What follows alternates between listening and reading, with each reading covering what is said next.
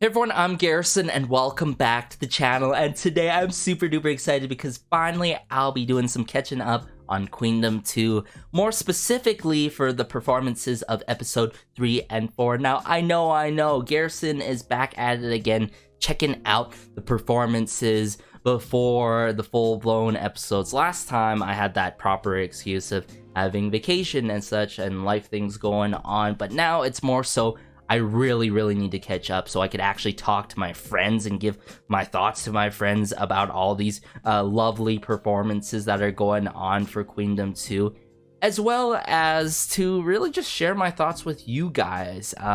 So I've made an executive decision to check out these performances, then the full-blown episodes with y'all on Patreon with no censorship or whatever, one shot and all. But I feel like before diving into this, you guys gotta take note of this. For those who are not familiar with the channel, I, for one, throughout my reviews and reactions, always love giving my biased approach on things, as well as my unbiased approach from an objective standpoint. When it comes to my bias, it could be like, oh, this member did a phenomenal job, or sonically what I love in terms of genre. And speaking of genre, that got me really curious how things are gonna play out in these performances by these contestants performing each other's songs. You know, they traded and like it was like, okay, and I'm sure they were in the choosing process of what song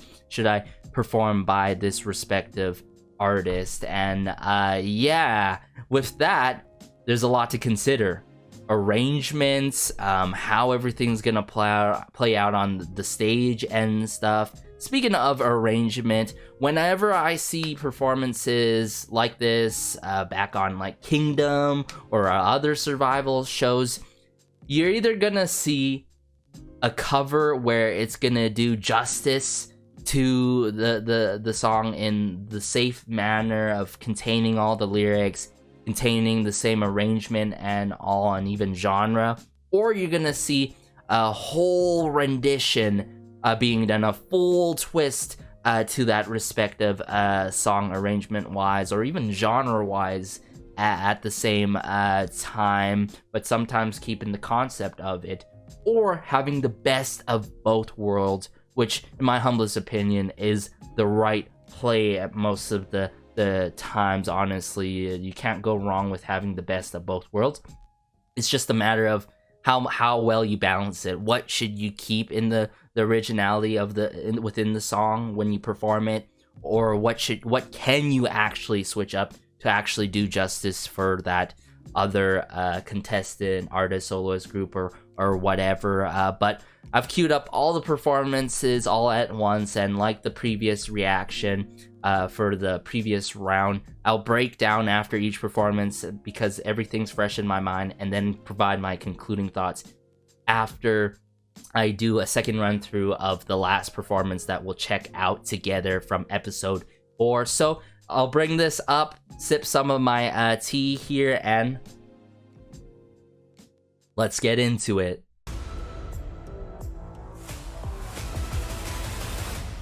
All right. So this is Sonia performing G-Friend's song Navillera. Ooh.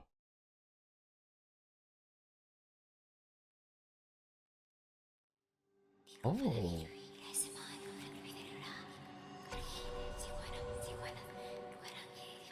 I'm really digging the cinematic start to this performance. Just like the overlay of the effects and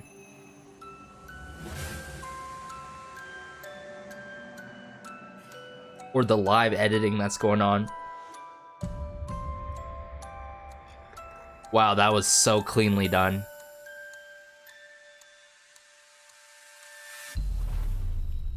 Oh.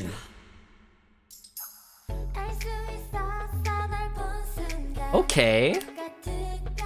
I'm digging the start of this song so far. It's the performance, I should say. You're and the wink. Subin! Such a fitting part for her.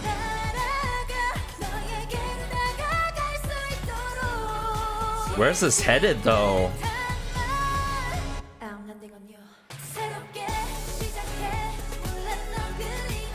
Lot of horn work done in this, and it feels like they added trap percussion in this.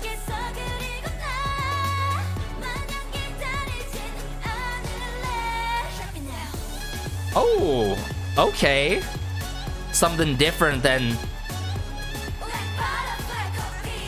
what happened in the original of it.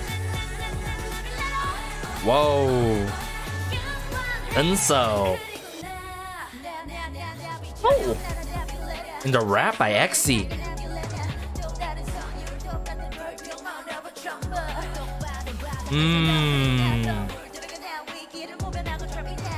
Love the 808 bass here with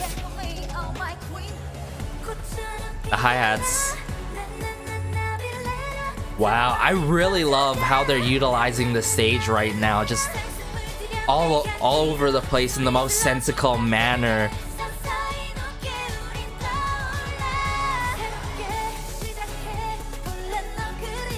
Woo.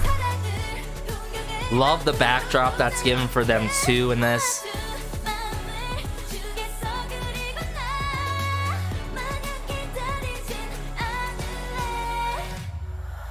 Oh. Hold up.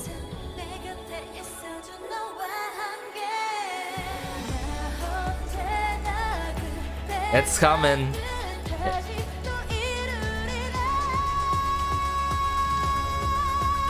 Yes, Yeonjong. Oh.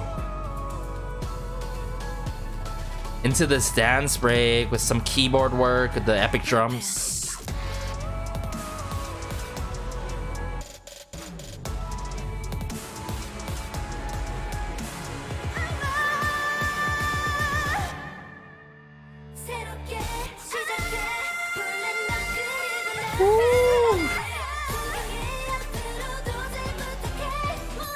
Man, just the intensity of this song has been truly kept. I keep saying the song, the intensity of the song, it was kept in this performance. That's what I'm trying to say. There's that post-chorus again.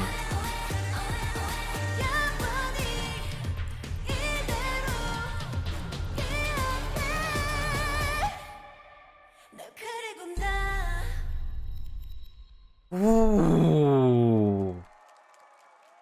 Definitely approach that I didn't expect coming from WJSN, but then again, you know, it feels like they essentially took like their WJSN signature style kind of brand and put it on Navillera, you know, and GFriend and WJSN are quite contrasting. Especially these days, these days more mature WJSN compared to the early days of GFriend. We got to keep that in mind, guys. But I feel like with this, and based on the comment from one of my followers from my previous Queendom 2 reaction round, it makes sense why there are some people that love this and some people that don't like it as much. And I want to put that out. Keyword like, dislike. Dislike is a huge different thing compared to hate. Way different kind of definition, and how much it holds.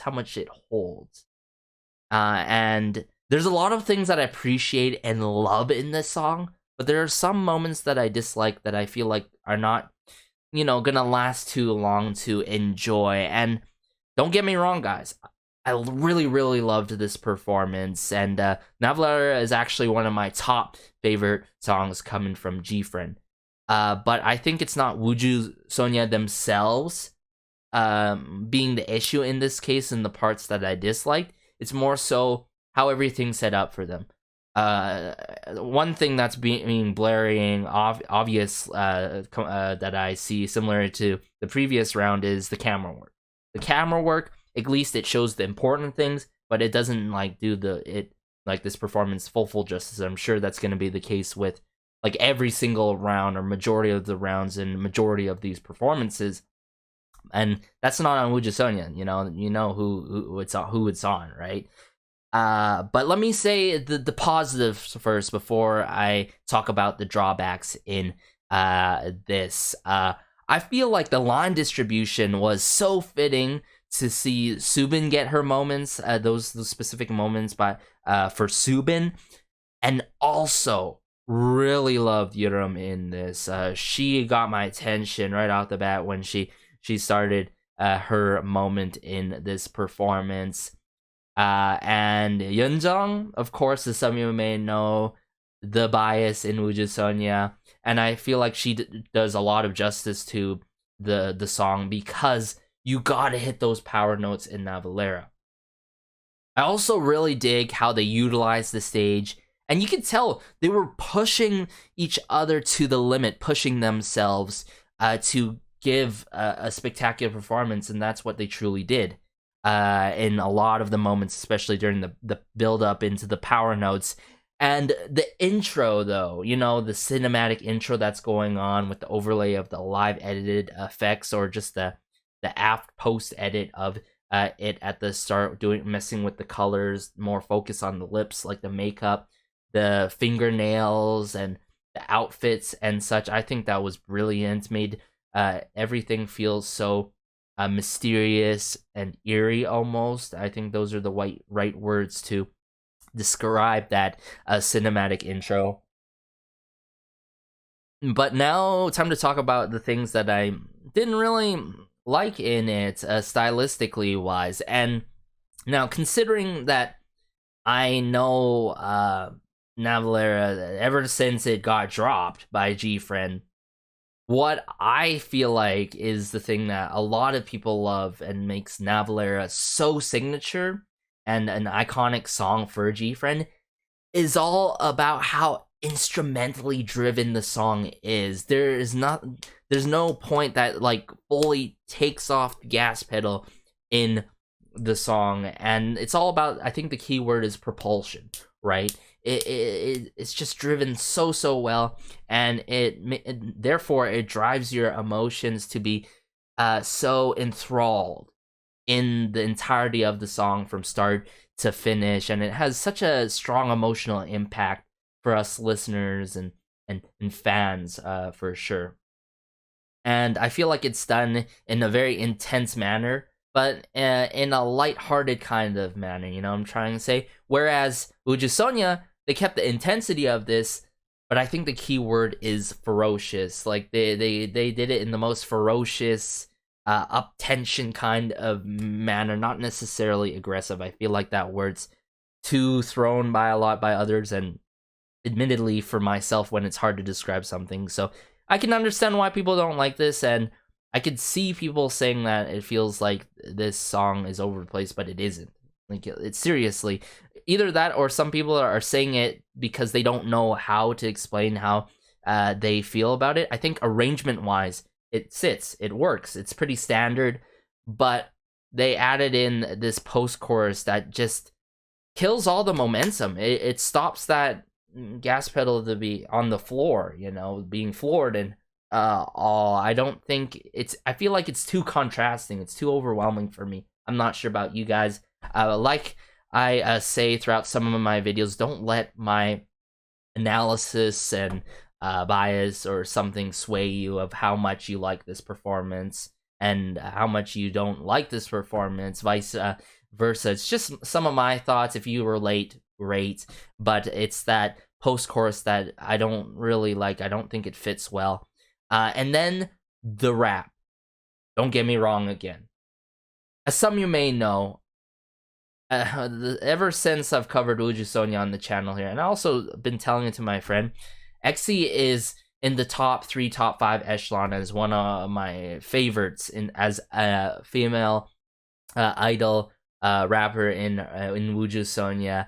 Just in the scene, killing it, really up there with idols Soyeon, and with due good reason. She knows how to approach, she knows how to flow on any respective song that can be done in different styles, whether aggressive, easygoing, and that's essentially the definition of approach that I always talk about in songs for rappers. And it's the thing is, I'm torn, you know? Like, I feel like the rap is not necessary, but it sticks still because Exy's doing it, and she's doing it right in the right manner. It just doesn't feel right because it's not Exy herself. Again, it's not WJSN themselves messing up. It's the doubling. I don't think the doubling does her justice. I think if the doubling was removed or was fully there, it would have done her way more justice. And this is coming from the perspective of a K-pop head and a K-hip-hop head that listens to Korean hip-hop every second a day or every third day and such, or K-pop songs with rap quite heavily.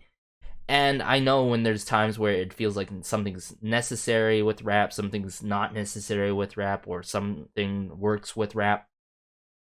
But it's just the doubling, and I'll point out what the doubling is. It's that extra layering of Exy herself that adds to it. And usually when I listen to K-hip hop or K-pop songs and there is rap, the doubling is fully there.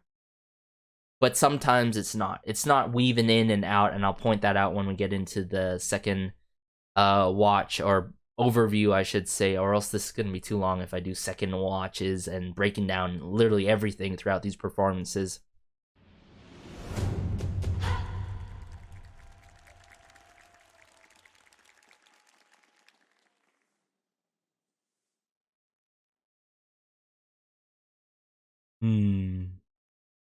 Yeah, I really loved this, like this visual overlay on the camera, like the live editing, or whether it's post-production. But all in all, just how it hones on into Unso's lipstick, and then even her hair, right? And I was talking about nails earlier, if I recall correctly. And see, even their outfits. And the sand in that hourglass. Very mysterious, yet eerie.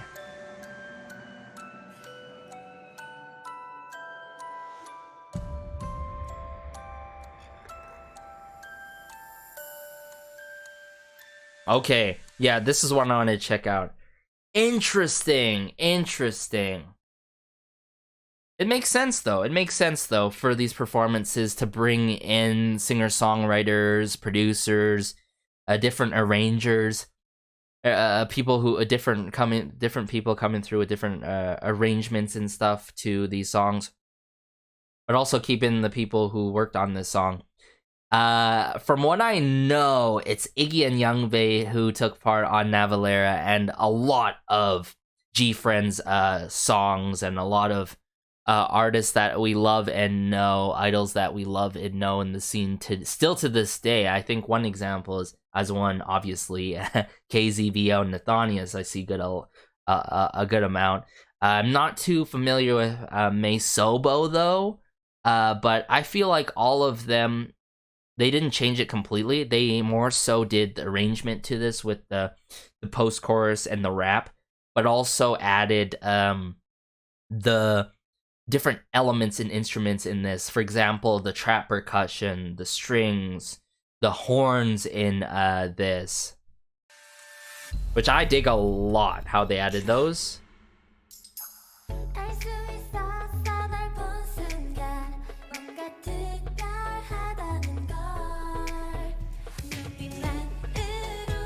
I'm telling you guys.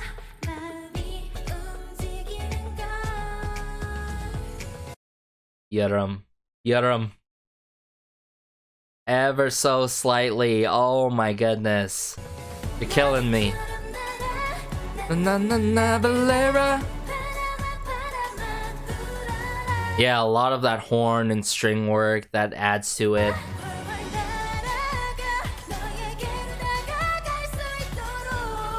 And then I really digged this. I'm landing on you, I dig that. But then when we get into just the ending of the chorus, Drop it now, and then this breakdown just feels like it kills the momentum of the song. I don't think stylistically this works. Like, sure, it has that intensity, but it doesn't feel right. But if anything, this is like the it shows Wooju Sonya stylistically in what they can do and what they have done. But all in all, I still like Unso in the center for this. It works with Unso here. Yeah. I do like the oe. That's one thing that I can get behind during this. Now, focus in. For those who are not familiar with doubling, it's going to be clear when I break it down frame by frame, pretty much. It's that extra layer of exi that you hear that's being played, but it's not constantly there, nor it's like not there at all. It's being weaved in and out, and I think that's intentionally done to put more emphasis during her rap, and rarely you hear that. It's more so with or without, and usually the case with the entirety of rap lines or a rap section, rap verse. Yeah. So if we go here, right there, we only heard Xe and not that doubling going on. The doubling was taken away, brought back in, brought out again briefly, and then brought back in just now. Then you only can hear the doubling, the ba da ba, right? And then now she's brought it. She's brought it in again, and then now the doubling in her is with one.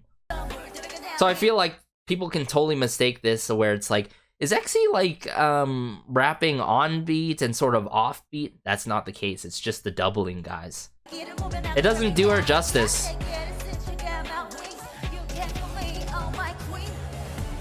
I do like that queen part at the end. I'm telling you, Yerum, and as much as Yeonjung do be the bias, Yerum and Subin, just can't get my eyes off of them in this performance.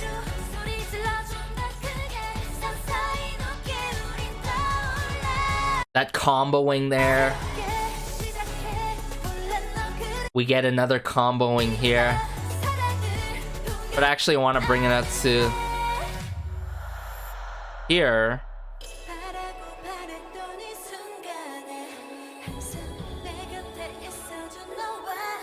Love the epic like timpani drums coming through.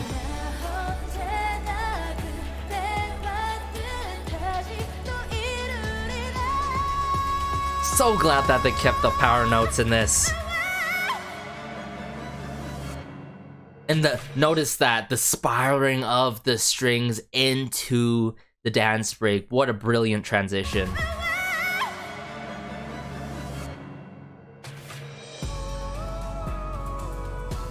Very majestic with it. Doo-doo. And then it continues and continues. And then this part, right? See this? Right? I love how in some moments the members face each other to really push their limits, right? And given that, sometimes it's not good to do that too much because you still want to get the crowd, the audience engaged in some form, whether it's like, okay, clap along or hyping them up somehow. But I'm sure the audience was still engaged from the start, right? The cinematic start, and the rap probably for some people, and especially the dance break. But I feel like that's the only thing that's missing from this performance is added engagement in this. Don't get me wrong, you know, the talents are shown fully in this, I feel like, but it could have been more engaging for sure. But that's hard. It's hard to say now after the fact that they've already performed this, because it's a very hard song to perform, Navillera cover in general, and I still think they did justice to it. I can understand why it's not a couple people's a cup of tea, and for some people it is. I lay on that spectrum of in the middle, but slightly on the love it side, I believe.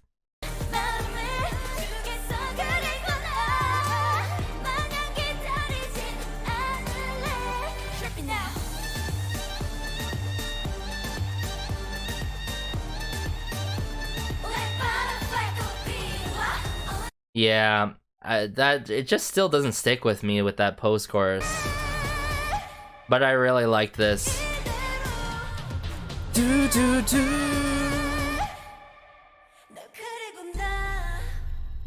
Great ending. And with the same props at the start there, you know, with the liquid and all in that hourglass. Really love how they brought it back together at the end there. And how they utilize this stage presence-wise. But let's just get into the next one. Oh, so now we're on to Loona's performance of Shake It, originally by Sistar. Now, with that in consideration, everything is vice versa, you know, covering each other's songs. I can't even imagine how this one's gonna go, and also like for Hyolyn, for Loona, vice versa. And I'm sure it's gonna be another good performance nonetheless. I'm just really curious what genre, what route they took with it, how much they kept in the song, and also maybe who's like in the credits, because of course some things have to be different. Speaking of different, this bar get up.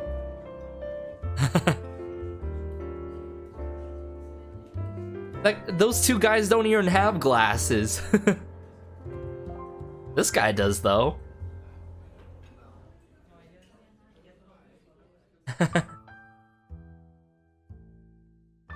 Aw, Eves. Oh, Full Bloom, Indie. Oh, this upright bass though, with these brass sounds and piano. No way. No way. Woo. They really kept the funness in the song so far. And the maturity, just being so classy with it.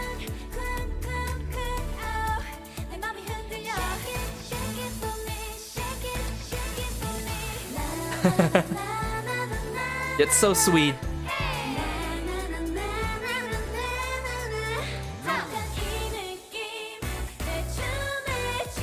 Oh, there goes their glasses. Oh! It's like they took on a musical yet theatrical approach to this, and I'm loving it.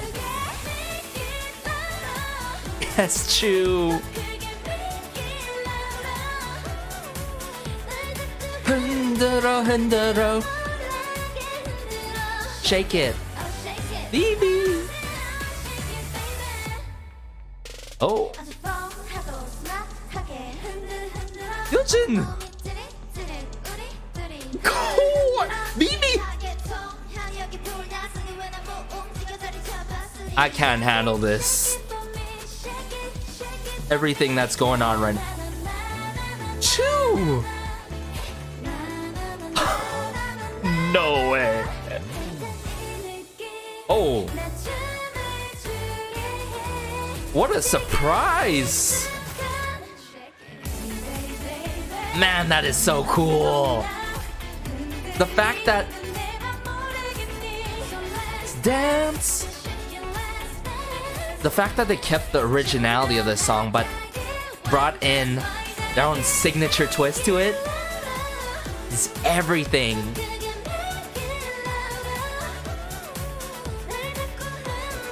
And the prop work too, like, see? Yeah.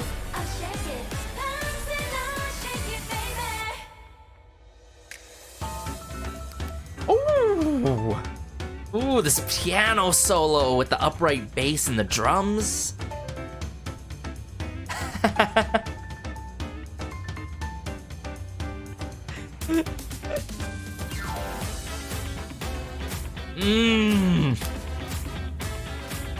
Love how jazzy it is.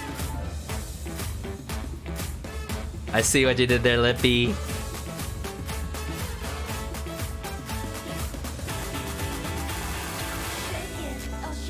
Ooh, that's what I'm talking about.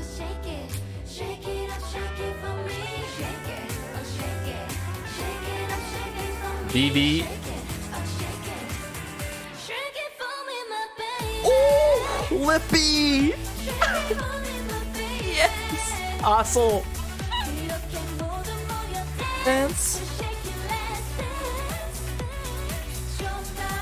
Yeah.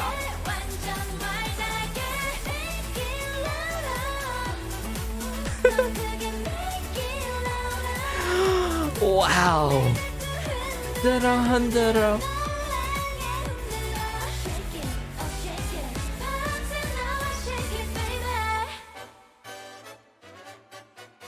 And even with the brass work at the end to wrap it up.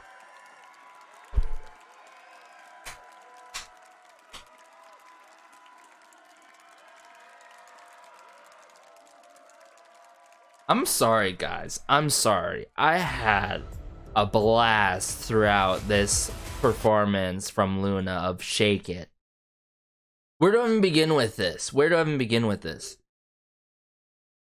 First of all, they truly did justice to the original song Shake It by Sistar. Like, seriously, what I mentioned earlier on during, like, when I was checking out this performance is they truly kept the originality of the song sounding like, you know, the mature side of it, yet very free-spirited and fun. It's a song that is a really fun song, especially during the summer time. And I remember when I first checked out Sistar, and pretty much all their songs are super engaging, and Sistar themselves know how to throw a performance. Now, in terms of Loona taking this up, they kept that maturity, that fun, free-spiritedness, but also added their signature twist, but also at the same time, even though it was mature with it at times, it was classy with it sometimes, it was quite quirky, playful. I think playful is more so the word to describe it. Playful, and the youthfulness was shown in this as well, yet sweet and adorable moments by all of the members, and just the acting that's done throughout this here and there, and especially at the start, was phenomenal. From that and how engaging it was, to the stage presence, like how they utilize the stage. I'm talking about all the members in the right places at the right time, where, you know, one member would come out and another member would come out, and then several members would come out, and how they brought it all together. It's phenomenal how they did it like that, and I'm going to point it out as we go back into it again and do an overview of it again. But most importantly, I love how soundscape wise this is done. As some may know, I went through having playing the tenor sax, jazz band, and all that stuff. Not necessarily the best tenor saxophone player, but I can tell you what I identified in this lot of jazzy elements and instruments. I'm talking about that upright bass that really makes this song so groovy with it, to the rhythmic guitar. Sure, why not add that in? The drum kit work that is done with no effects at all, which I really dig. And also trumpets, even trombones that I can identify in the song throughout my ears. And, of course, the saxophone. The saxophone, not necessarily just one saxophone, but multiple saxophones. I'm talking about at least 2 different kinds of saxophones. maybe even 3. But the 2 that I could sort of identify as, 1, the tenor sax, and maybe the other being an alto sax or a baritone saxophone type get up going on there in terms of the saxophone usage. But yeah, all in all, the fact that they did justice to the song and gave a theatrical musical performance all at once for all of us and the audience that attended this, I could tell, you know, the audience had to have a blast for this. Like, who wouldn't be having fun jamming along with the song, such a classic, but taking a whole different approach to it, genre wise, and keeping the lyrics, actually, you know? Even when we got that spectacular succession, it was Yejin into Go On, into Vivi, and then next thing you know, Olivia. Hey, like, come on, I'm pretty sure fellow orbits, that's has to be one of y'all's favorite parts. I mean, for me, that has to be one of the top favorite moments in this performance. And yet they had that instrumental break that was so dope too, that break near the ending of the performance. So we're gonna have to go through it, go through a lot of it, actually. There's lots to love, and I don't dislike anything actually in this one.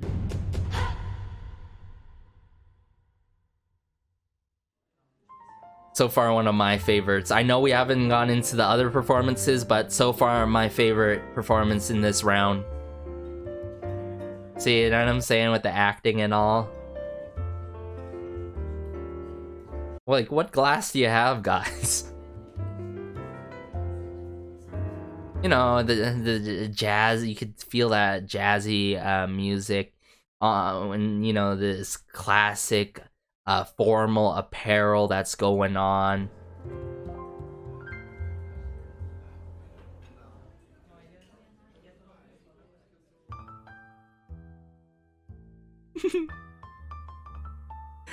I'm sure someone gifted this moment of Eve's. And what was cool here, you know, you expect another camera would be, a different camera angle would be showing a different member on some other side of the stage, and all the left side, right side, or more up front with it, with the crowd. But the fact that we got Heejin, Cherry, and Chu behind the bar stand at the start here to kick it off was a brilliant surprise, you know? Like, this is what I'm saying, and how they utilized the stage was so creative. Boom, boom, boom, boom, boom. Yep, that's the upright bass that you're hearing. And the way that they're able to do this, I'm not sure where to look, guys, at this point, right? Who should I pay attention to? Whether it's Eve's having a blast already, or Chu just simply smiling, or Cherry is like, hey, you know, we got no time for this right now. I don't like your style. Okay, well, let me bring in some of my style here. Really love Yejin's fit and Lippy's fit in this. This is more so of the youthfulness that I'm talking about. Like, these members showing the youthfulness, and then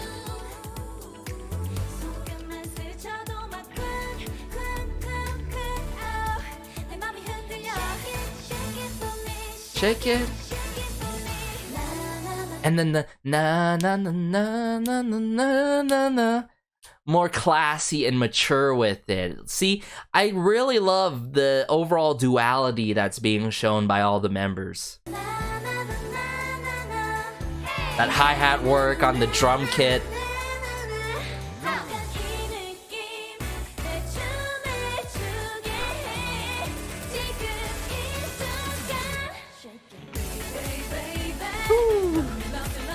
There's the trumpets that you're hearing right now, sounding so flashy and sparkly, as much as the stage is flashy.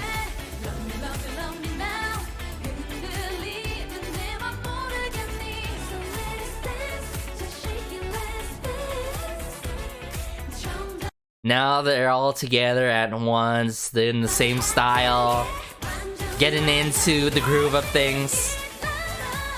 Chu just doing her thing as always.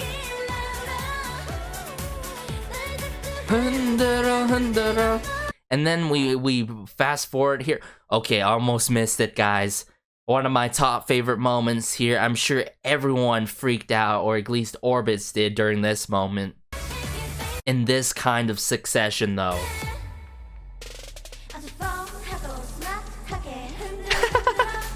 Yojin, so cute. And then like Vivi on the side here, and then Go On in the center.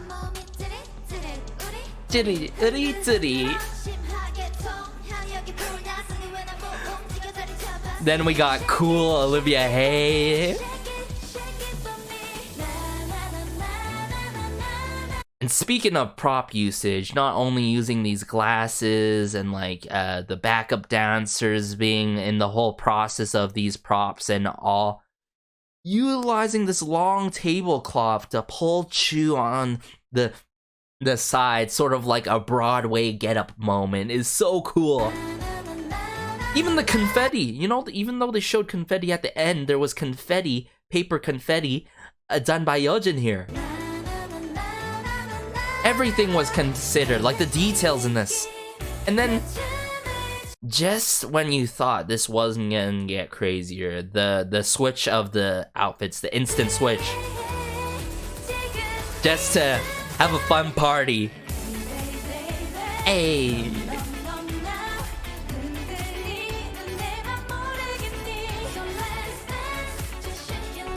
Dance.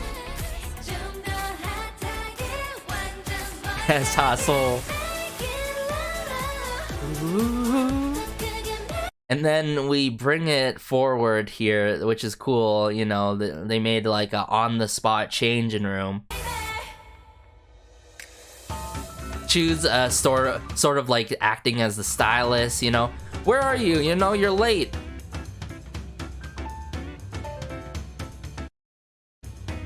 No, that's not it. That's not it. Just how Chu expresses herself always. So good.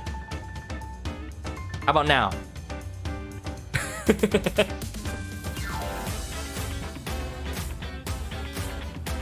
Just like the piano work to the upright bass, the trombone work, like the saxophone work. Oh my goodness. I'm such a sucker for them taking this route, and it's so fitting for Shake It. I would have never thought Shake It would ever take this kind of route, you know what I'm saying?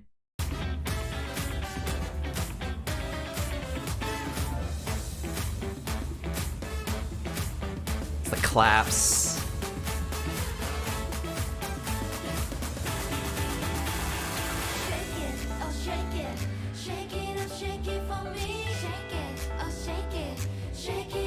And for people that know Shake It, there's such a sing-alongable factor to it. The fact that they added even like snapping into this is great. It's just great.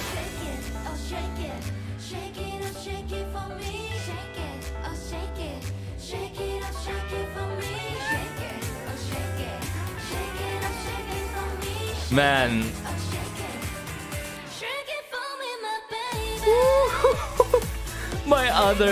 My other favorite moment in this, what I truly know, Sistar, and especially Hyolyn, is their vocals. Their vocals and their choreography, so iconic with it, but they also kept the soulfulness in Shake It. Just letting it all out. Right here, Lippy, Kim Lip. Woo. So soulful with it.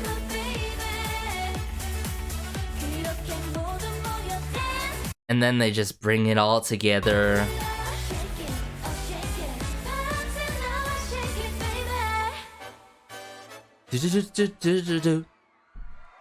So essentially what they did was, I believe, I don't remember this person who arranged it. Like, where's the credits?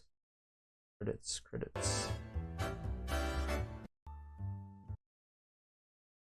I can't exactly remember Full Bloom there.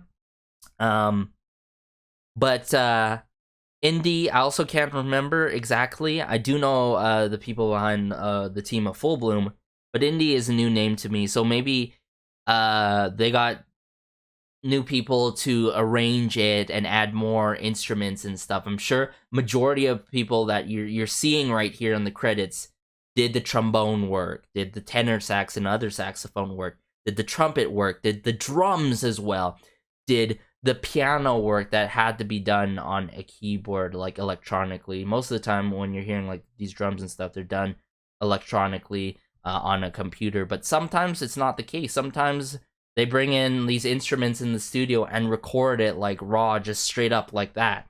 So I gotta give it to them. The only thing that changed up really is number one, the Loona twist to it. Number two, the instrumental break to it, of course, here. And then, of course, number three, the genre. Like, the genre, the influences in this.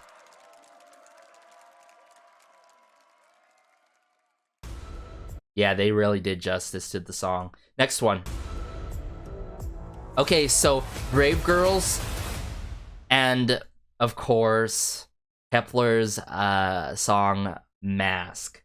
This is going to be interesting. I feel like when it comes to this round of performances, basically based on what I've seen, when you're choosing a song, if it's like a really big time classic like Shake It, or a brand new song that has recently came out by that artist, it could be a double-edged sword either way, vice versa. It can be very difficult to do in the way that you got to keep a lot of the originality to it, or you could switch it up a lot. So that makes me wonder, did Brave Girls switch it up a lot?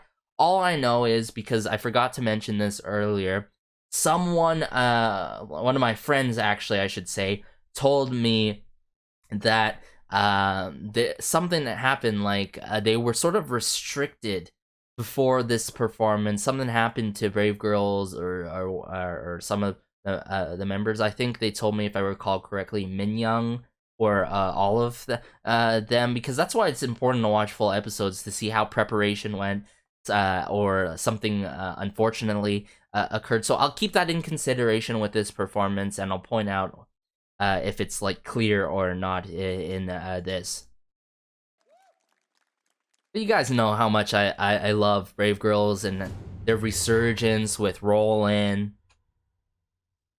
I'm just really curious what they did with this one. Oh, E1.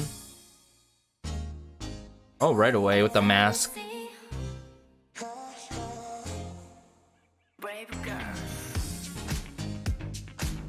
Oh!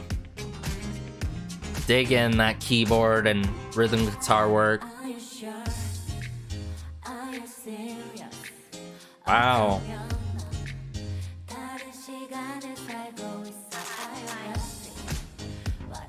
Very classy with it, especially with the black and white effect that's overlaid in this performance at the start. Yuzhang.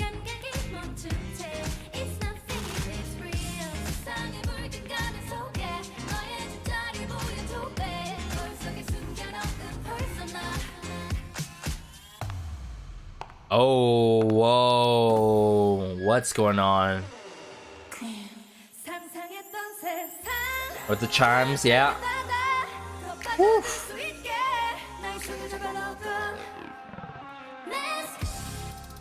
Oh, everything in color now. That is cool with the jewel in her hand. Two-Face.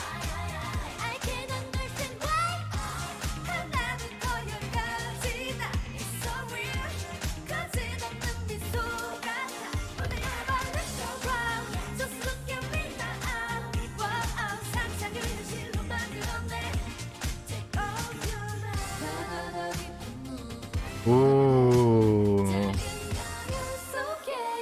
I love the work with the backup dancers in this. Oh.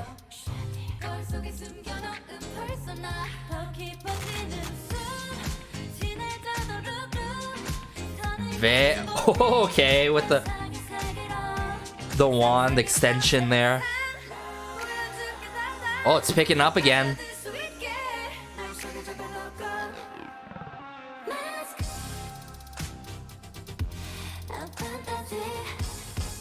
Oh, that was cool.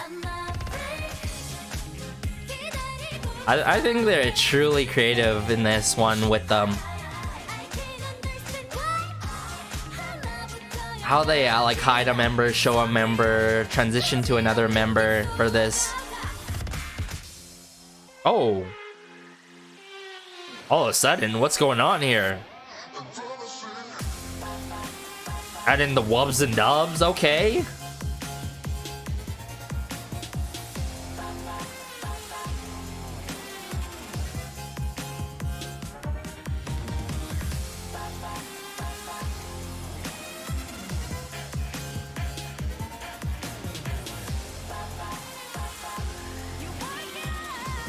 Work it out, yeah.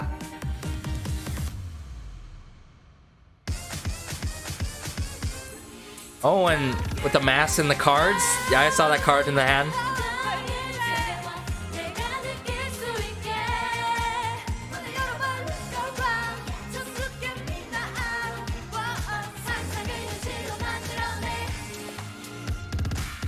They throw the card too.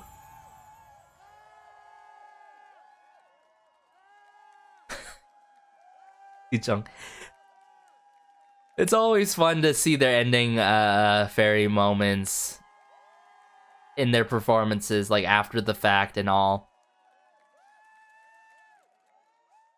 It's cool how they created, how they utilized the props in this one, like the jewels, the jewel out of the box, where one member's like hidden behind a backup dancer and they move back and then move again, and then all of a sudden it's a different member in front. I think that happened like more than once in this, which was really creative with it. So prop usage, pretty cool. I think the only couple of things that I wish were done is like opportunity wise, you know, with the consideration of how they were restricted apparently prior to this due to a valid reason, good reasons, and such. I think my friend it was like,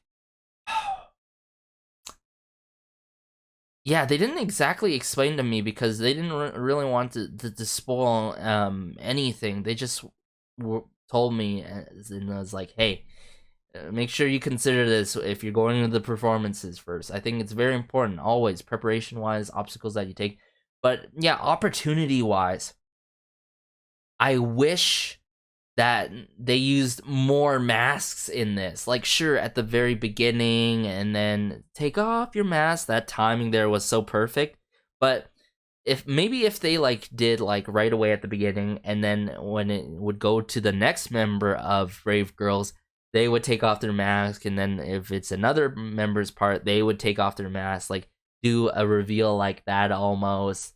Just as much as how well the black and white effect was going on in this, and then the full bloom, full color picture played through during Yuzhong's moment, if I recall correctly, or the fact that they could have like a changing of the mask moment, and then end it off with the mask on like the table or something like that. Over time, I've seen a lot of performances, and like I could think about the Queendom days and all that stuff, and how creative you can be with it. But all in all, I liked how the choreo was laid out and performed by Brave Girls for Mvsk. I think they did justice with it, keeping a lot of the originality to it. Like, I remember the chimes are still in there, the rhythmic guitar as well, but not as funky. You know, this one upped it a notch in terms of how funky it is.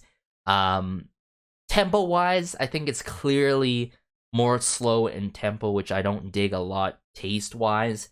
And I feel like vocally done, it was more distributed between the members, and nothing like no crazy belting going on. Like, we know what Minyoung's capable of, so something happened probably prior to this that made that decision to, you know, not go too crazy with it, because I feel like they could have, especially for Mvsk. But nonetheless, I really love this performance. We'll point out the good things in here.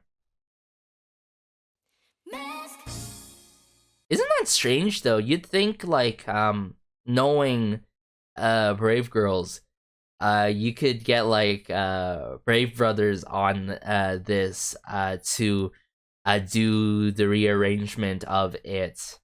Yeah, I think that's another opportunity there that could have happened, but could have, would have, should have, you know, it's all hindsight. And that subtle wink.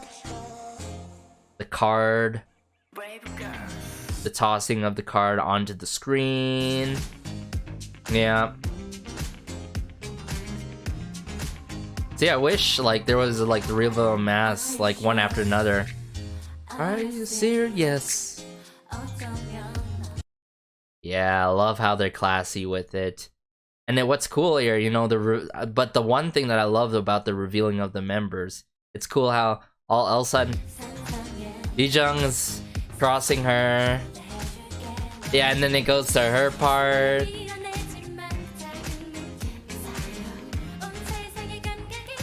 And then the part that has the full bloom color. Yeah, right here was... I sort of want to take it frame by frame here. Let's look.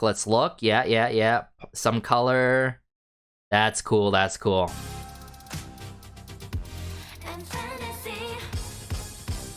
See? You see that? The slight change? That's like sort of the slight change of the hand there, card I hand. And all of a sudden she has a jewel.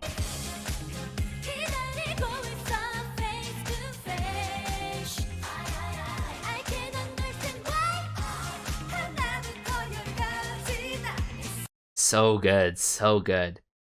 Other moments. Yes, I really loved this magic wand, like just the extension of it. Yeah, one thing I wish it really picked up in tempo, but like the jewel, the focus on the jewel is really dope. And then here, that's cool, right? That's cool. I really love the change here.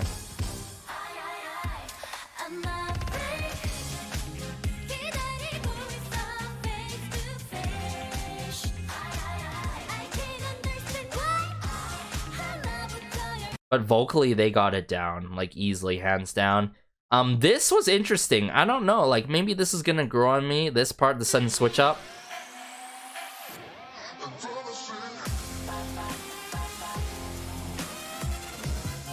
All in all, it's still cool how this happened with the laser lights and the glow-in-the-dark mask for the backup dancers.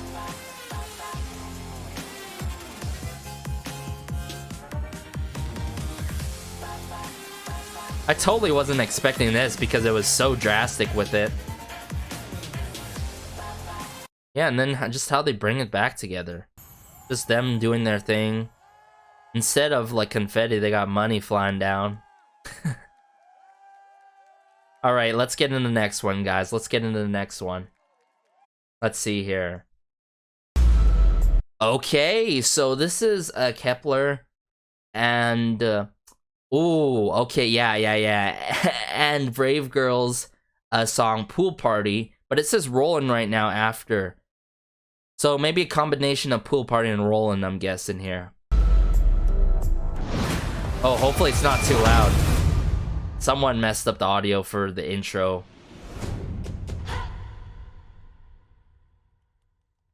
I'm gonna lower it just a tad bit. Oh. What a fitting part. Yes, so at the start here.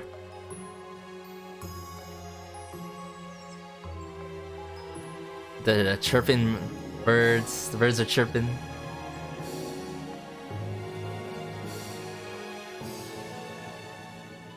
What is this, like a Disney movie?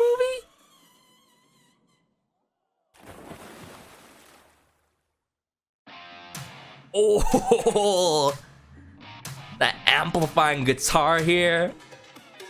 Now with Mashiro. Ooh, some flute work.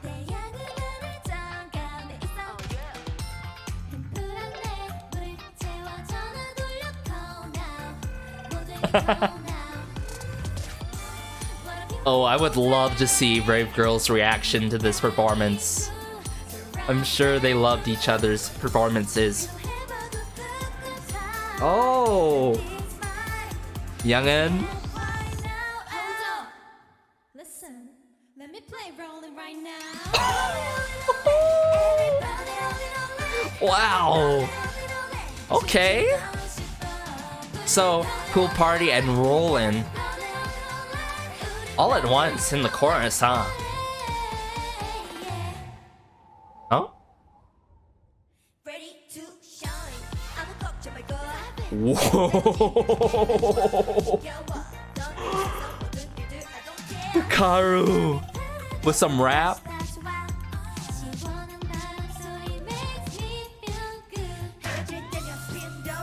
Ryan. Hitler.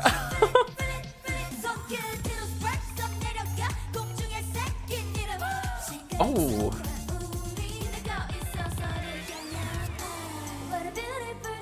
Yejin. What a fitting part. That was cool with the bubble there.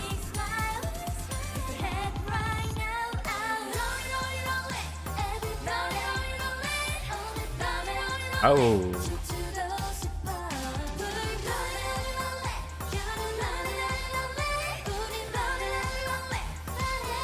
Interesting. Ooh, with the guitar here. Oh. Chaeyeon. What's going on here? The turn disc. Ooh. What an elegance. Dance break.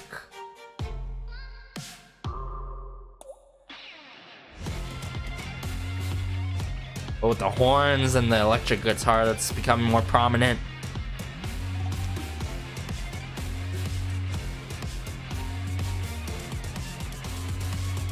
Of course, that part was given to shouting.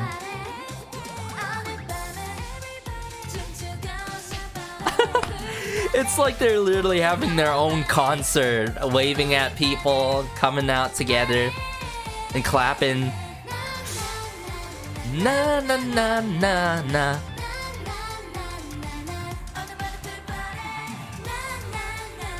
Na na na na na.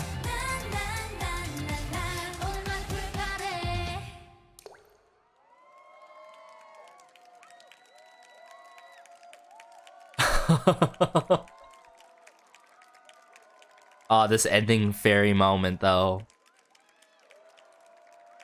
There's a lot to love and appreciate about this performance, for sure. Like, just from the start, I think that was very fitting. Someone messed up the outro as well to this. But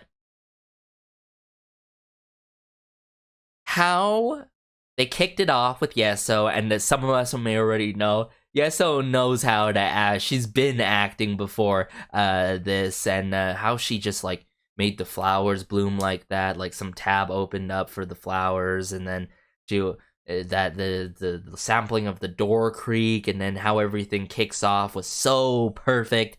And then the moments like Bahi, don't even get me started with Bahi. She truly shined in this, and especially Hikaru in this. Really love Yujin's moment in this as well. But all in all, I really love how they kept the maturity of Rollin'. Not as mature, obviously, and with many good reasons, let's be honest here. And Pool Party, the funness of Pool Party, everybody, it's a great song, honestly, by Brave Girls. And the only things that did not really mess with me that well is honestly the chorus. The Rollin' was like most prominent in the forefront, but then they tried to fit Pool Party and Rolling all at once, and it was a little bit too much for me. Like, sure, it's like a sort of a mashup and the best of both worlds, but I think it wasn't really necessary. Maybe like have it instead arrangement wise. The first chorus have a pool party, or have the first chorus have rolling, and then the second chorus, the finale of it, have pool party, and then wrap it up like that. That's what I feel like should have been done. If you guys feel the same way about it, like I say throughout my videos, don't let my perspective, don't let my analysis and let my bias take away from how much you enjoy these performances that we are watching together on Queendom 2. And the other thing is, I feel like that dance break was too like sudden with it, as in everything was put on a pause just for the ringing out of Hyolyn and then bringing it all together to kick it back up again. But nonetheless, really loved that moment with the dance break. Still, it just feels like it was too forced with it, as much as the chorus is in this performance of it. But nonetheless, I love how we get the best of both worlds, a pool party and Rollin' being the song that provided that resurgence for Brave Girls and all. But wow, they truly did justice to both songs. And I think even though they took the risk with it, it's still, all in all, ended off as a great performance that is so memorable, and with a lot of iconic moments and fitting moments in terms of line distribution. Let me check on time. Oh my goodness, we're over an hour. I'm sorry, guys. I guess I've been just loving these performances so much, and I have a lot to say about these performances. And notice this, the details. Like, seriously, from the acting, the expressions, the facial expressions, you know, that Yeso's making. The details. The timing of her movements along with what's being played in this performance. So elegant, yet majestic with it. You know, she's like a Disney princess here. And then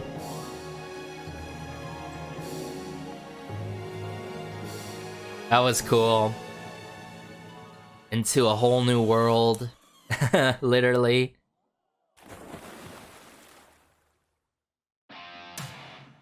The amplifying guitar that I love a lot in this arrangement. The rhythm guitar with a little bit of the flute playing to provide more of that tropical feel per se.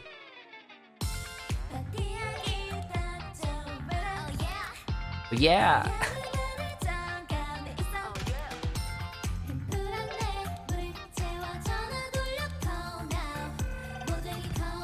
Calm now, yeah. Like this percussion work, the rattling to like the tambourine work here with Hyolyn, brilliant. Yeah, I love the percussion in this.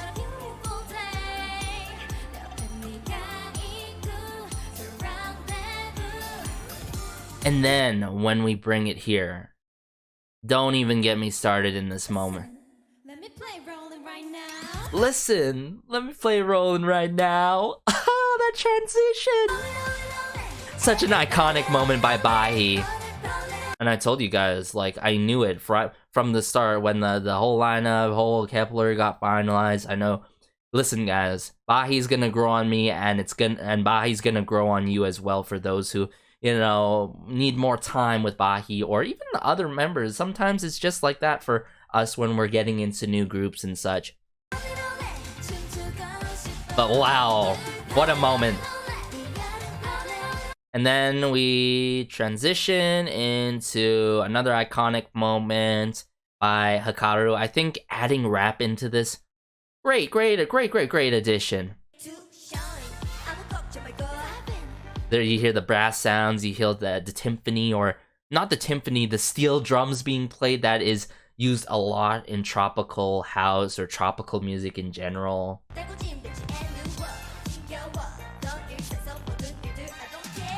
Don't care.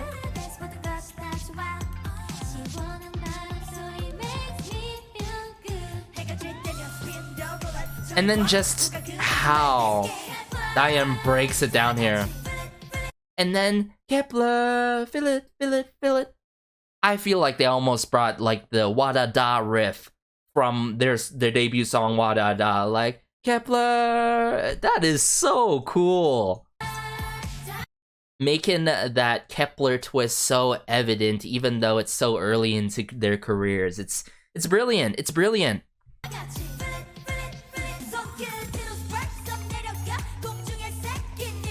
I digged this a lot.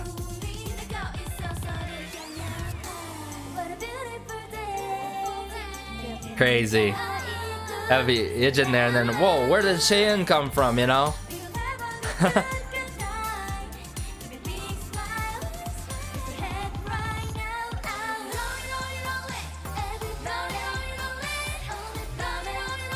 But I guess it, it connects, everybody, and then roll.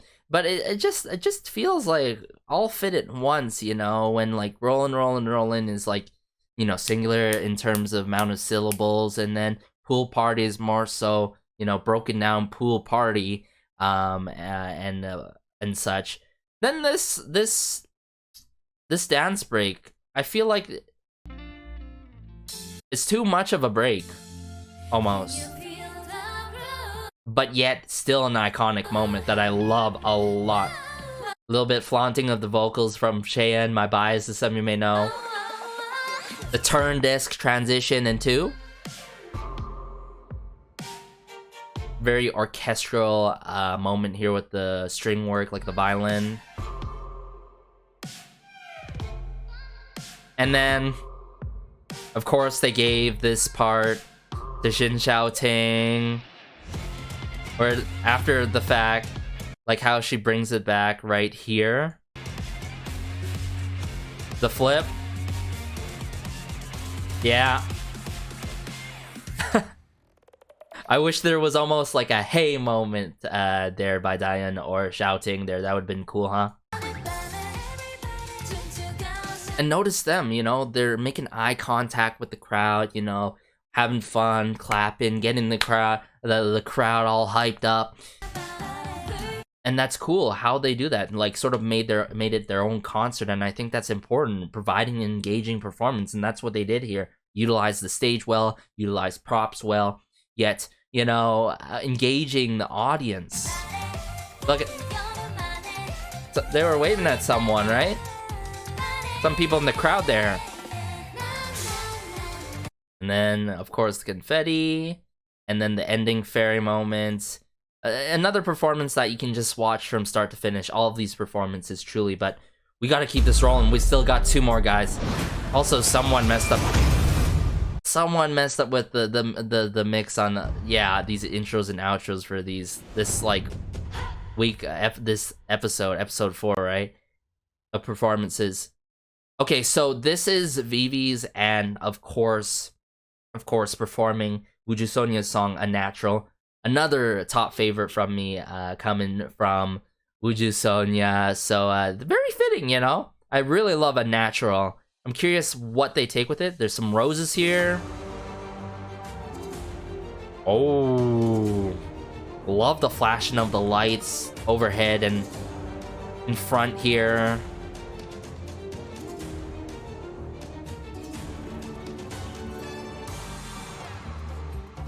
Oh, taking the tango route with it?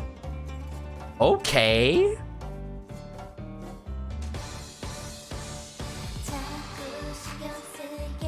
Oh, that's cool. That perspective of the mirror. Love the acoustic guitar work.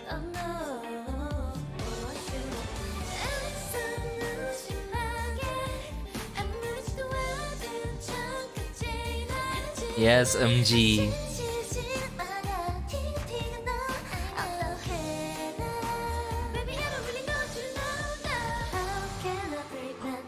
Oh, with Shinbi here.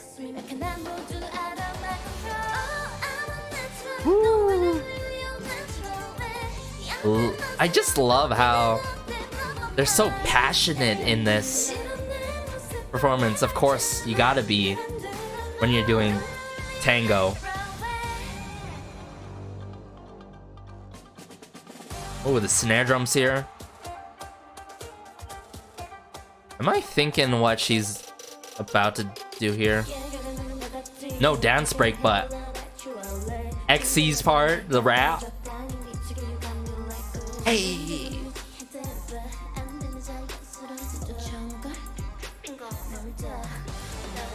Woo.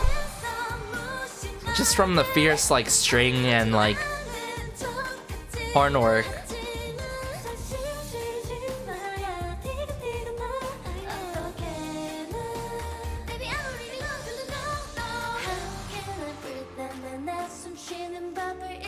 That's cool with the claps.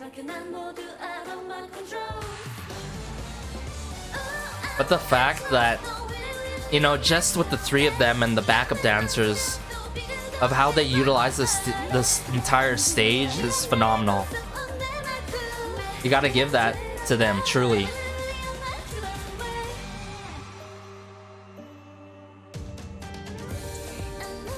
Oh.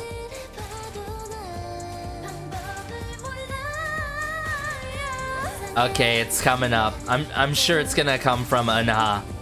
Yeah. Hold. Oh? Oh, it's not over.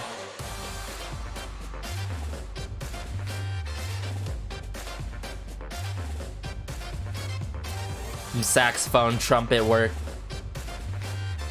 Okay, with the cane here, with NG.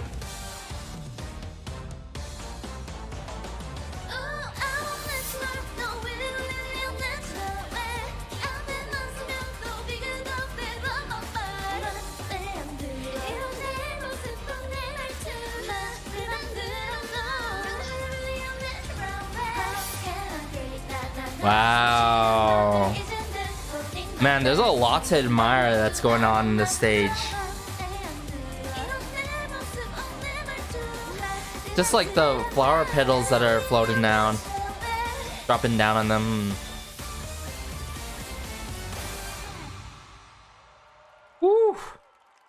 What a fire performance. I think that extra passion that you need to do for tango, like, made this performance like so good, guys. And also, what I noticed, there were moments that were tempo shifting in this, and mind you, for me, any song, any cover or performance, I tend to not like tempo shifting songs unless it actually works, and it works in this performance for Unnatural with the tempo shifting, also with the parts that were given to some of the certain members in those moments too, made this performance spectacular. Truly, I think Viviz, they complimented WJSN's Unnatural. The fact that they took the tango route is unbelievable, because you don't really see that often. Because I've seen this actually before, though. It was Double Trouble, that show, where they bring back classics, or, you know, modern day classics or classics, and it was Mvsk from 21 and SF9's In Song doing SG Wannabe and Brown Eye Girls We Must Love. And that song does not have any tango in it by any means, or Latin influences. And if you guys go and see the original of it and then go to their performance of it, they take the tango route so well with it, you know. But enough talk of that, you know. Finally, seeing more tango is just brilliant. I, for one, not a huge fan of tango. Maybe that's some reason why, part of the reason why, because I'm not a brilliant dancer when it comes to tango or even line dancing. I'm getting flashbacks to high school days, but from the beginning, really love how it kicked off. From into the high note moments by Unha, I was sort of expecting a dance break coming up, or just to wrap it, or just something to just wrap it up just like that. But I like how they prolonged it with the dance break and brought everything together just like that. Of course they had to bring everything together. I can't believe I didn't think there. But yeah, it's either like briefly hit that note and then do the dance break, or hold the note as it should be into the dance break, and Unha did a phenomenal job. During that cane, that walking cane moment was phenomenal. Shinbi during Xy's rap part in the song did justice for the rap, I believe, and wow. Crazy. Maybe they could have used the roses more, because in tango sometimes, you know, you put the flower, the rose in the mouth, and then like you have a partner to dance with. That would have been cool. But all in all, just the backdrop and then the roses here on this like table platform that they have.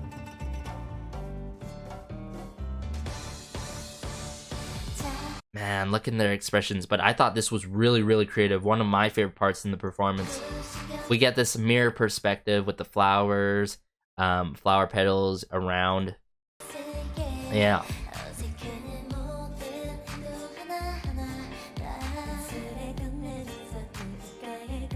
Man, Unnatural is just so fitting for them.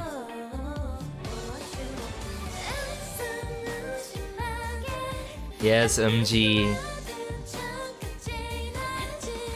As some of you may know, MG do be the bias wrecker in G friend for me. Still gotta figure out my bias in Viviz though, as they release more music. And then we fast forward here.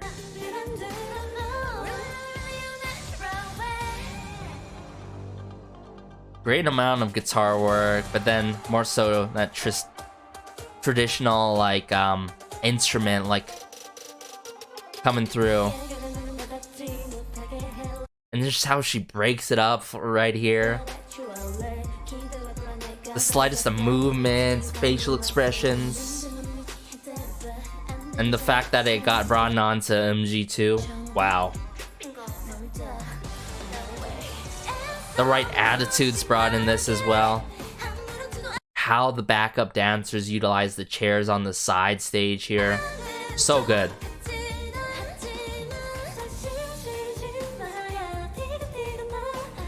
Yeah, I can't emphasize that enough. You gotta give it for Viviz. You know, 3 members utilizing the stage to the full as a big stage like this. This kind of stage mapping is really interesting too, with the crowds at the upfront side, and then there's an in-between section of it. And then we want to bring it to here.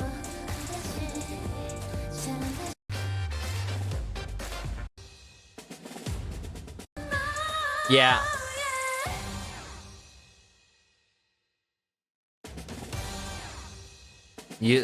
They played us twice and then boom.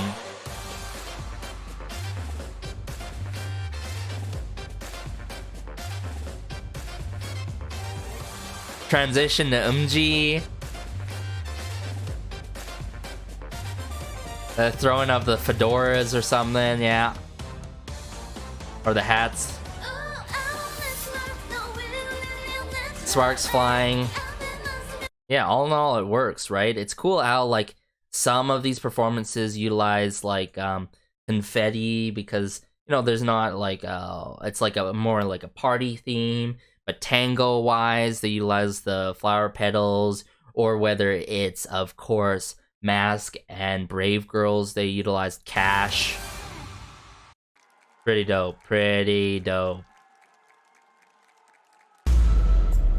Alright, on to the final performance. Man, lots of talking. Oh my goodness, we're almost an hour and 30.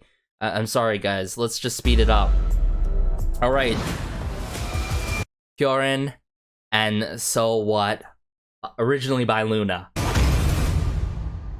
Okay, let me bring it up here, because I know the intro part is like too loud, but the actual performances need to be a bit louder.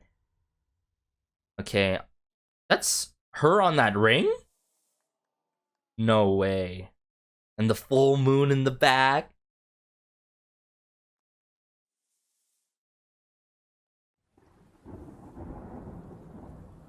how they used the fog machine to produce all this fog and smoke on the floor and such. Oh. Sort of like Batwoman costume here. My man's David Anthony.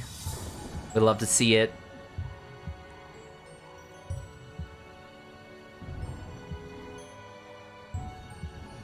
Ooh, I love the backdrop for this. It's moving as she's descending down here. I'm so bad. I'm so bad. Oh, turn this up. So bad. 내 뻔한 짜짜짜. 길게도 blah blah blah. 넌 늘어지기 전에 Whoa. Dima. 골라봐자 틱택톡. 오 아니면 쓰자니.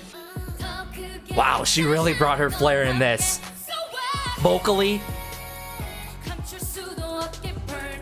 and performance-wise. 빨라지는 네 눈빛. 까맣게 녹던 벽. 너무 보이게. 지난 누가 저 멀리. Follow me. 다시 놓친 게. So what? Okay. 같은 게. So what? Love the horns here. 답이 없는 게.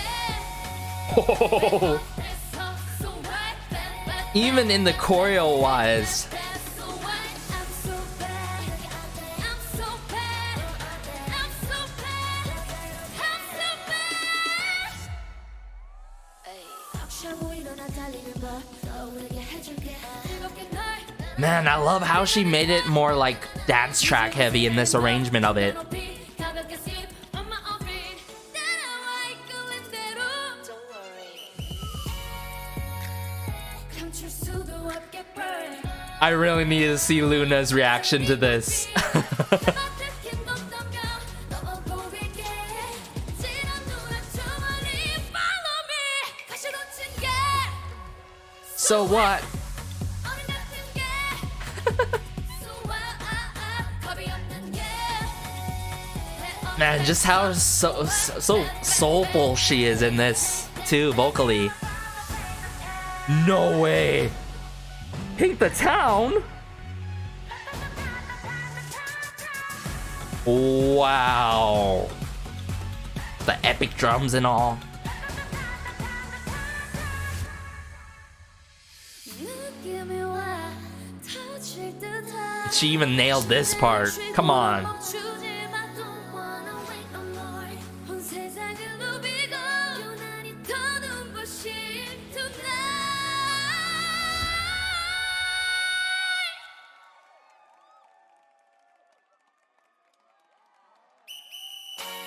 And the whistles again. Everybody put your hands together. Hey, hey. You see her slight smile there too? I'm ready. Let's go for it. 가자.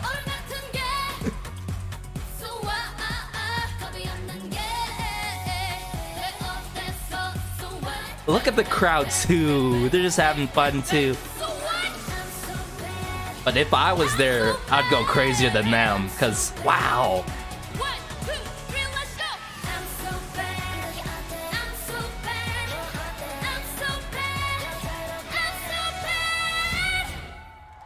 Woo. The smoke flying.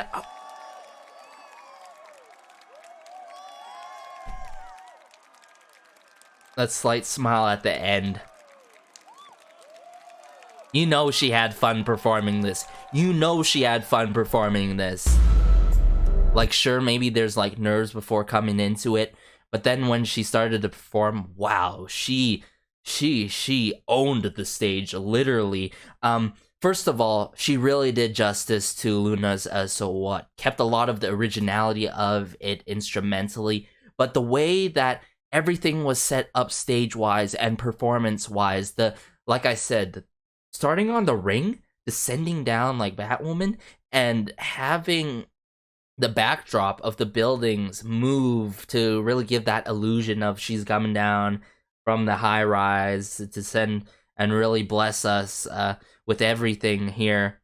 But most importantly, what I got out of this is it goes to show you, Hyolyn, sister, really knows how to throw a performance. I think a really good example of that coming from actually Queendom.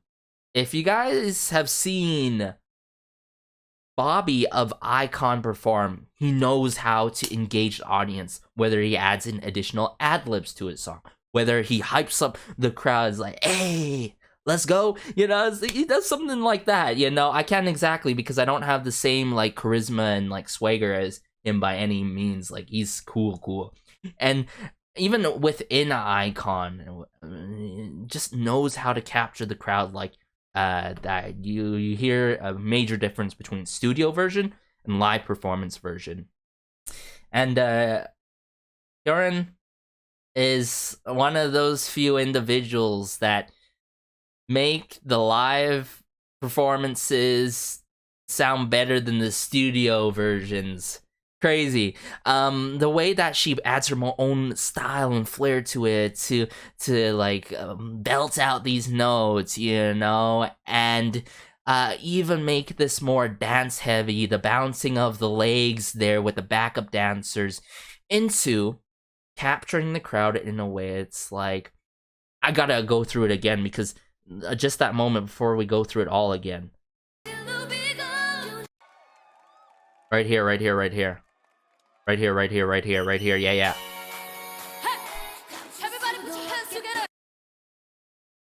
You hear that? You see the backup dancers, they're clapping.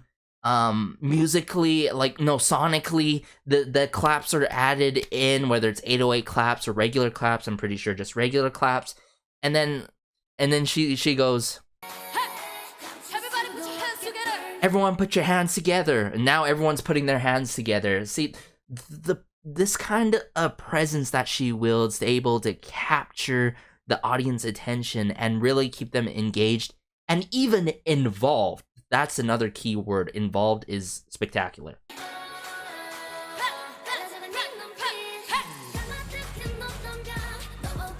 Are you ready? I said I was ready, but I guess I was not ready for this moment. Whew. So what? Like, sure, maybe the choreo changed up a lot, but hey, I love the approach and rendition that she took to it.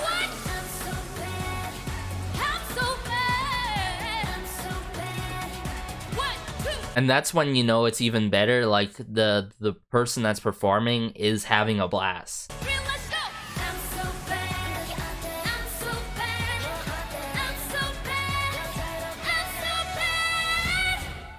Like the slight smile earlier and then just ending so serious, but there's not a zoom up on her until she has that slight smile. So good, so good. Let's bring it back from the beginning here and not waste any more time and just break this down. Yeah, so notice this, right? I was like, what? Who's that? Is that Hyolyn? And then she descends here. This is the moon. You know, I feel like she did her research of Loona really well here. And then the fog machine that provides all the smoke going on here makes it very mysterious. Makes it very, very mysterious. The sirens going off, I think. The plucking of the strings going off. Okay, and now notice this. Notice, focus on the background. The high rises, it's moving as she's descending. The details, and then like there's actually smoke at the top to show that she's going down to the high rise. These details add so much to a performance. How she does that, and then just how she kicks it off.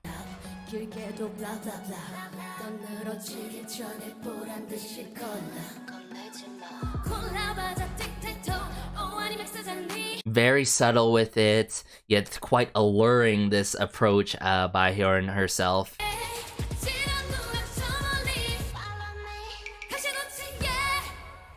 So what? And she kept the choreo that like gets the audience engaged. I think that's key.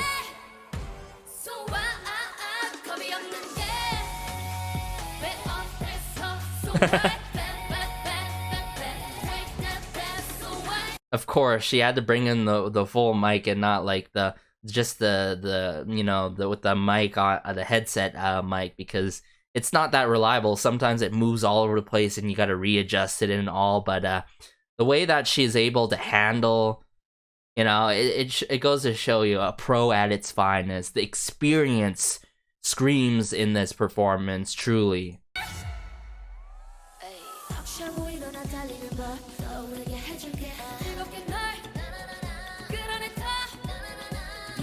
So good, so good. And then that moment that I really love. No, I went too far. We're about to paint the town. Wow, the PTT reference, everyone. Wow.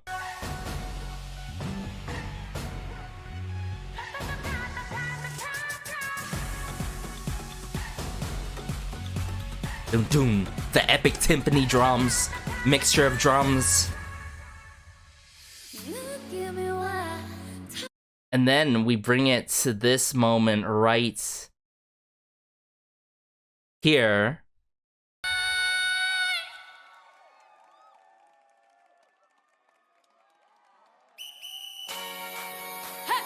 The clap. I will never get over that moment, guys. Seriously. Seriously.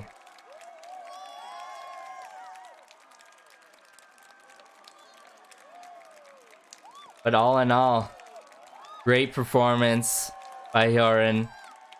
And I could say right away, by far my favorite performance, like #1 performance this time around. I think last time she was close there, like really neck and neck with Loona. Loona, I loved the most last time around ranking wise, based on taste and just an objective standpoint. But I'd have to go this time around in terms of the round of performances, doing the contestants performing each other's songs. Sorry, I'm just trying to find words to make sentences right now. Hyolyn was So What, my #1 favorite. Then it would go Shake It by Loona. It's really hard to pick a favorite there after seeing this. And it would go like that, really neck and neck for #1. It would go like that, Hyolyn, Loona. Then I think it would go Viviz and Wooju Sonia neck and neck together. Viviz a little bit more because the entire switch up of it, taking the tango route, was cool with it. So I gotta go for it like that. And then I think I would have to go with slightly more Pool Party by Kepler, and then wrapping it up with Brave Girls Mask. And that's in consideration of the restraints that were put on their Brave Girls. And hopefully the later rounds, Brave Girls allowed to show their fullest, you know, talents and such. I'm sure that's gonna be the case, hopefully. If that's the case, reassure me, guys, in the comments, please. But if you made it this far, thank you so much. Hopefully you ended up enjoying this. Let me know if you did, so I can do more of this. I think the rounds where they do the focus on vocals and dance separately, I'm not going to talk as much as in this one, because I'm not specialized when it comes to specifically vocal techniques and dance techniques. Sorry, geez.